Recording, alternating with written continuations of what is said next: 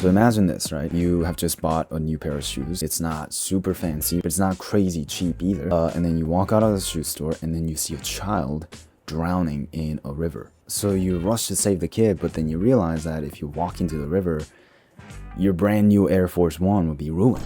So in this situation, would you A, save the kid and have your shoes ruined, or B, watch the kid drown and keep your shoes? You might be like, that's the stupidest moral dilemma I've ever heard of. But think about it like this, right? Nike Air Force One is currently $115. And according to Kids Against Hunger, it costs 30 cents to feed one kid one meal. So if you donated $115 instead of buying the shoes, you could have fed 383 starving children.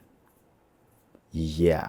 So the argument is basically you making the decision to buy the Nike Air Force One is kind of like letting 383 kids starve so that you can keep your shoes. And not only that, but anytime you're buying anything that's not directly related to your survival, you're doing that constantly to hundreds of thousands of people. So the question is this: why don't you just donate all your money? This is the idea of applied ethics. I think it's one of the hardest moral dilemmas to answer, so let's talk about it.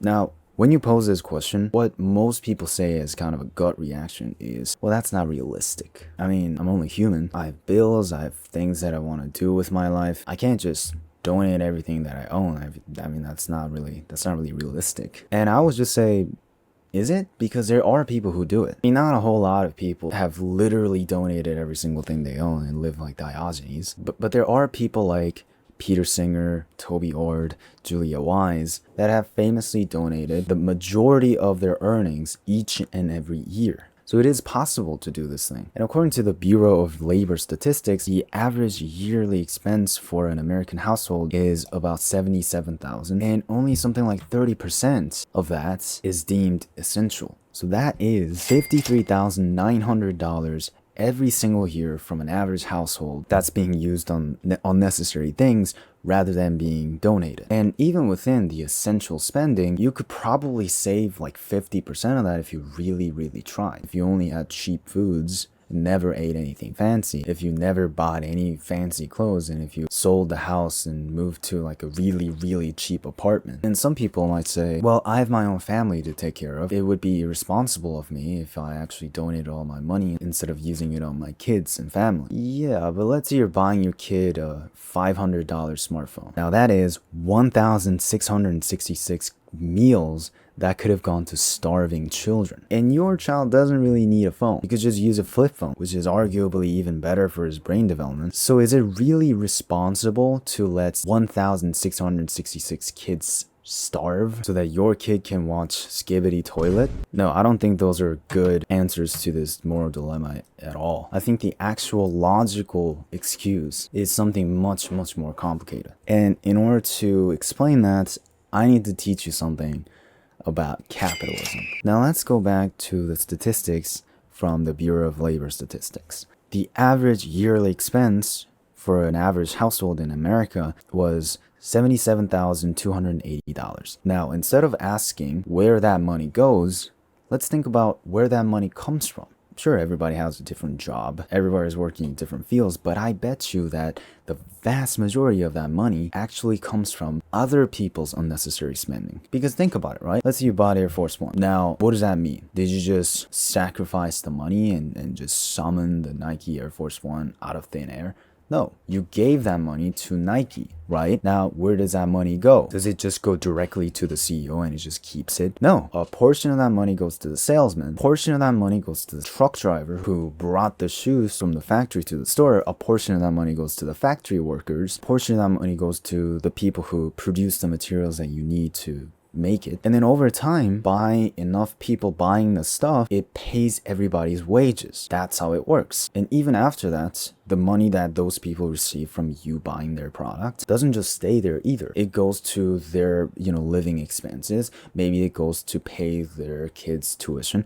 Maybe it goes to pay for the hospital bills to take care of their parents. Let's go even further from there. Let's say a really, really rich guy bought his son a yacht, right? Let's say the yacht is $2 million. Wow, what a crazy, selfish son of a bitch, right? But again, where does that $2 million go? It doesn't just disappear and just become the yacht. It goes to the company that sold the yacht. It goes to the salesman. It goes to the people that the company hires. It goes to the factory workers. It goes to the people that produce the materials. It goes to their kids. It goes to their parents. So it's kind of like anytime you buy anything, you are still kind of helping a lot of people. I mean, buying a single pair of shoes might not sound like much, but again, the average American household spends about $77,000 per year. I mean, that adds up pretty quickly. And that's the thing about capitalism. It's like, by you being completely selfish, you are inadvertently forced to help other people. Because when I bought the shoes, I made the decision to buy the shoes because I wanted the shoes more than I wanted the $115. But then the store wanted the $115 more than they wanted to keep the shoes. And when we were exchanging those things, nothing new was created. But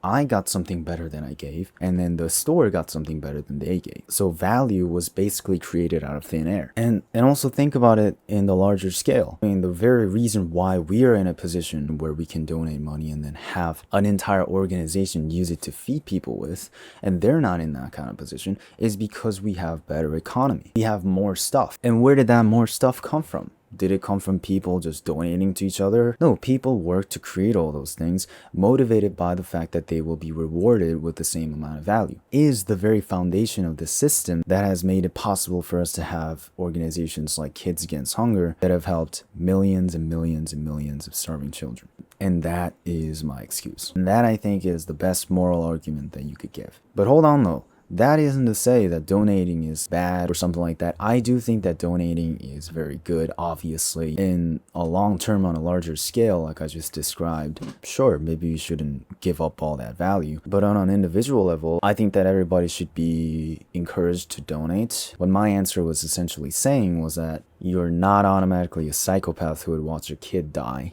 if you bought Nike Air Force One.